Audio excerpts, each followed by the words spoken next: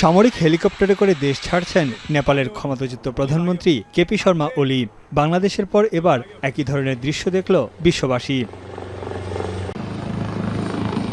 তীব্র আন্দোলনের জেরে মাত্র 2 দিনের মাথায় ক্ষমতা ছাড়তে বাধ্য হন নেপালের প্রধানমন্ত্রী। পদত্যাগপত্রে তিনি উল্লেখ করেন, দেশের অস্থিরতা কমাতে এবং রাজনৈতিক সংকটের সমাধানের স্বার্থে সরে দাঁড়াচ্ছেন তিনি। একই সঙ্গে সাংবিধানিক উপায়ে দ্রুত সমস্যা সমাধানের আহ্বানও জানান তিনি। সহিংস বিক্ষোভের জেরে প্রধানমন্ত্রীর পদত্যাগপত্র গ্রহণের কিছুক্ষণ পরই পদত্যাগের ঘোষণা দেন রাষ্ট্রপতি রামচন্দ্র পৌডেল নিজেও।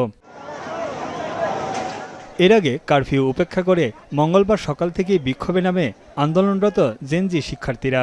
এক পর্যায়ে প্রধানমন্ত্রী, রাষ্ট্রপতি ও বেশ কয়েকজন মন্ত্রীর সরকারি বাসভবনে আগুন দেয় বিক্ষুব্ধ জনতা। আগুন দেওয়া হয় ক্ষমতাসীন কংগ্রেস পার্টির কার্যালয়েও।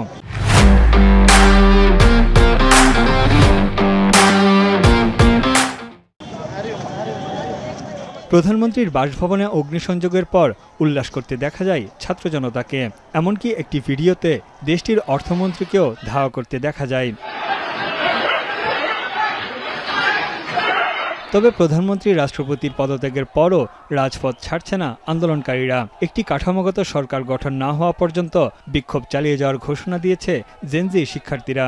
এমন পরিস্থিতিতে সেনাবাহিনী সাময়িকভাবে দেশটির ক্ষমতা নিতে পারে বলেও গুঞ্জন উঠেছে নানা মহলে।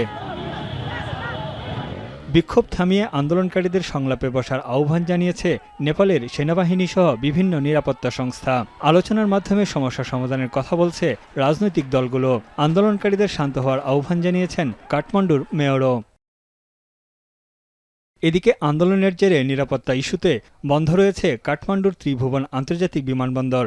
বাতিল করা হয়েছে সব ফ্লাইট। এছাড়াও বিদেশি নাগরিকদের নিরাপদে থাকার নির্দেশ দিয়েছে বাংলাদেশ, ভারতসহ বিভিন্ন দেশের দূতাবাস। নেপাল সীমান্তে নিরাপত্তা জোরদার করেছে ভারত।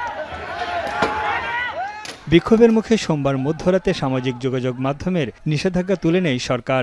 যদিও আন্দোলন থেকে সরে না আসে কারফিউ ও সেনাবাহিনীকে উপেক্ষা করেই দিনভর চলে বিক্ষোভ। তানভীর জনি, এখন বিশ্ব।